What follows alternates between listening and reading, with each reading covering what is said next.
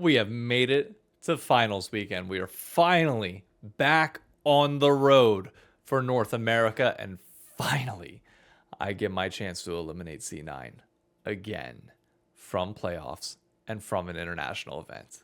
Oh, this weekend's gonna be fun.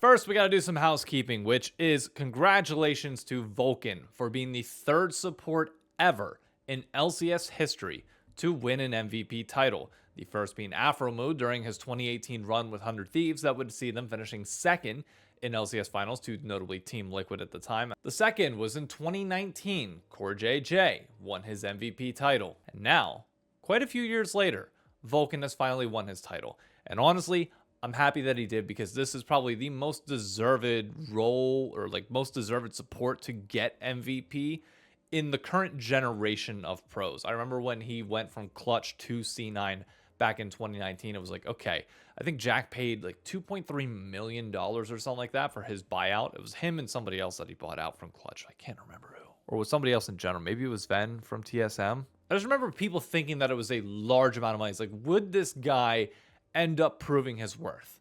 And the answer is undoubtedly yes. Vulcan is the best support of this generation. Busio is the only one that I would put up there in terms of like what we would consider generational talent, but Busio is now over in Europe. So it just leaves Vulcan, and I'm happy because he had a fantastic split. Now, will that mean anything in the end? No, the MVP award has never been indicative necessarily of the winners of the split, but it is still a big mark for him, and I want to congratulate him because it is well deserved. The only other bit of non-gameplay news that I want to bring up for folks is just a reminder that if you're going to Arizona for finals at ASU, make sure to go engage with all the fan interactions. Many pro players are going to be there, content creators, streamers, beyond. There's a ton of activations for you to go and have fun and have a good time, in addition to just the games. Finals is about the experience beyond just what you see on the Rift and the environment in the arena. Now, I still want you to have a great time while you're there. Make sure you're cheering, booing as well. Do the whole 9 yards, do everything you want to do. But I do want to highlight Flyquest, who, yes, are kind of dominating the headlines this week, unironically, again, because I believe an older clip of IWDominate started surfacing. I saw a tweet about it, then quote retweeted it. I don't want to touch on the whole industry plant thing, but I want to use this as a segue to say Flyquest is doing something incredible that I've not seen anybody else do, mostly because this is the first finals that feels like it's within driving distance. But Flyquest are still currently live streaming as of the time of me recording this.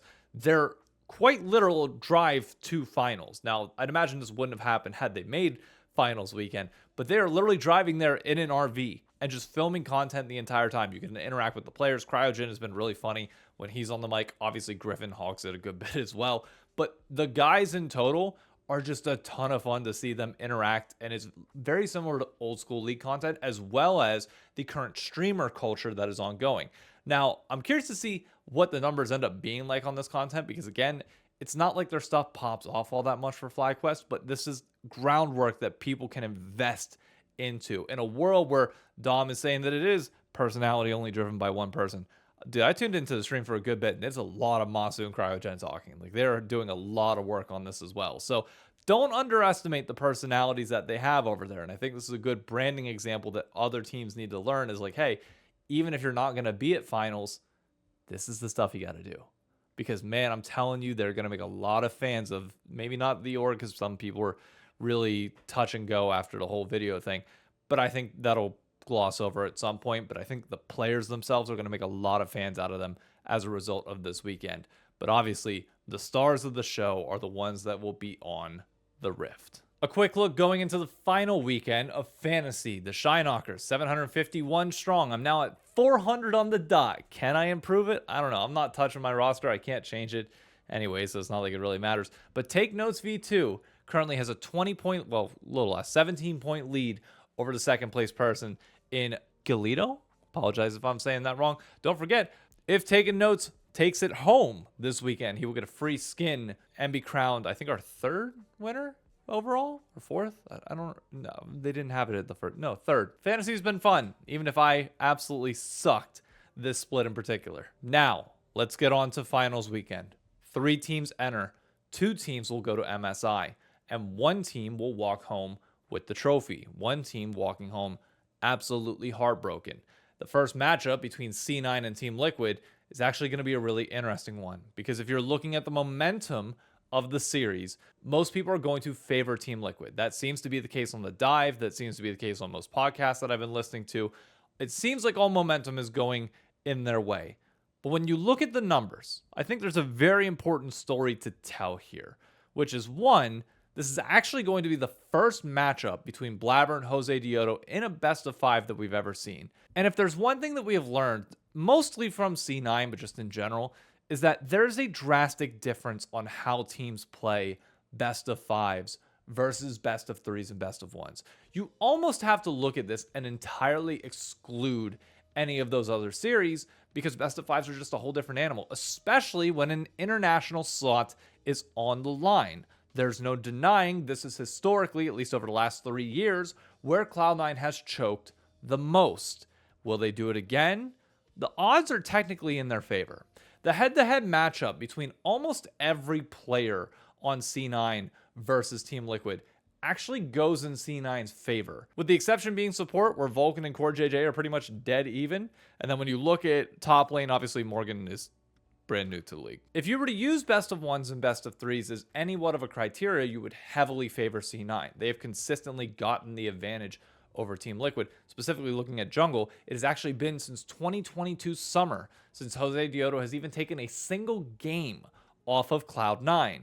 But yet, there's still this underlying feeling that C9 are not the favorites, given how they performed this past week, which you can chalk up to, hey, Lyon just are those guys, and we will touch on them in a minute. But when you look at how C9 lost, it unfortunately does take a lot of wind out of their sails. And for Team Liquid, they seem to be finding their momentum. Their drafting is improving week over week, and their decisiveness as a team is improving as well. I've touched on the series a little bit more over on the Harbor, so I don't want to waste too much time going into things that have been mentioned, but I wanted to quickly give C9 their flowers in a little bit more of an unbiased manner, even though I am naturally biased in this situation. I do think it is going to be a quick series for Team Liquid. If I had to put money on it, that would be my guess, but my heart is also telling me that this could go the full distance and could get sloppy, given that everybody's playing on stage and nerves are a part of it. If I wasn't a Knicks fan that wanted to go watch the game immediately afterwards, I would say, yeah, send us to the best of 5. But instead, I'm just hoping that it is going to be that quick series for TL, which sets up for the finals matchup, which I'm not even going to touch on Team Liquid nor C9 specifically against Lyon, because there's no point in even using the stats. Why? Because every single player on Lyon is just a monster when it comes to best of 5 series against anyone on Team Liquid or C9. Dokla has not lost a best of 5 series against either Thanatos nor Morgan. Inspired, we know his record against Blabber is absolutely crazy. He also has consistently gotten the better of Jose Diodo. The other big tell is Berserker in the bot lane. His best of 5 record against Lyon, against Ven, it's just unbelievable. Like, I want this to be very clear going into this weekend. Lyon, despite barely beating out Team Liquid in a 5-game series earlier in this playoffs, they are going to be heavy favorites in this moment. You do not bet against Inspired and Dokla teams in these moments, or, well, Inspired, Dokla, and Berserker. We'll call them the big 3 of this squad. You don't bet against them in best of 5s. Their track record historically speaks for itself. You can kind of write off the regular season when it comes to grading their metrics for playoffs. They are just best of 5 guys. They do better in that situation for whatever reason. And I'm not expecting this week, to be honest with you, to go all that much differently. It seems like Lyon are ramping up pretty heavily at just the perfect time. The best chance of going to 5, I do think, is going to be Team Liquid. And I will say this because it was sent to me via a DM. I don't like reporting this stuff, but I also don't like, not saying that I know this type of thing. Somebody told me that apparently Cloud9 were the scrim partner of choice for Lyon this week. So in case you don't know, Lyon, because they're in finals, basically gets their choice of who they want to scrim out of C9 or TL going into the weekend. It's a catch. it's a dangerous choice because in theory, you're prepping somebody to potentially face you. But if you're confident in yourself, then it just is what it is. Apparently, they picked Cloud9. Now, only one person told me that. I don't want to expose them, but please stop sending me DMs and rumors and shit. I'm dead serious. I don't want to know. As interesting as it is, I can't verify that with anybody else, and I'm sure that information will come out afterwards, but that's what was told to me, and I just want to be transparent with you all because that is affecting how I'm thinking about this weekend, and I can't hide that. To me, that screams that Lyon does not want to play Team Liquid. That's my guess. Like that, if I'm interpreting the situation, that's how I'm reading it. Or they think C9 is just the better scrim partner, one of the two, but I'm going to take it in the you don't want to face TL route. So we got to see what TL can cook here, not playing against the top team. And notably not playing against C9, because think about who else is left to scrim. Flyquest is out here go-karting right now, so it sure as hell ain't them. But this weekend, in general, is just going to be so exciting. Every series matters because this first one obviously gets you to MSI. The second one prevents you from having to face against the LCK 2 seed just to get into the knockout stage of MSI. That's a crazy difference. A crazy difference just in terms of the prize pool, let alone obviously the optics and the bragging rights and beyond. So winning this LCS title not only means a lot in terms of lifting the hardware, doing it in front of the fans and fan building, but it will make your next 2 weeks of prep just a little bit less stressful. Unless you somehow think that you can beat either Homo Life, T1, or Gen G in a best of 5. If so, by all means, all power to you. But I'd rather avoid that problem until we have to face it and not have to deal with it early on. So if you're going out to Arizona this weekend, cheer your loudest. Have the most amount of fun that you possibly can. And I'll be here co-streaming both Saturday and Sunday. I'll be live 30 minutes before each day's game start. That way we can just watch the pre-show and have a good time. If you haven't done so, be sure to subscribe to the channel down below. Turn on that notification bell to be notified whenever the streams go live or whenever the next video comes out. And drop a like if you don't mind. It's much appreciated. It helps the algorithm.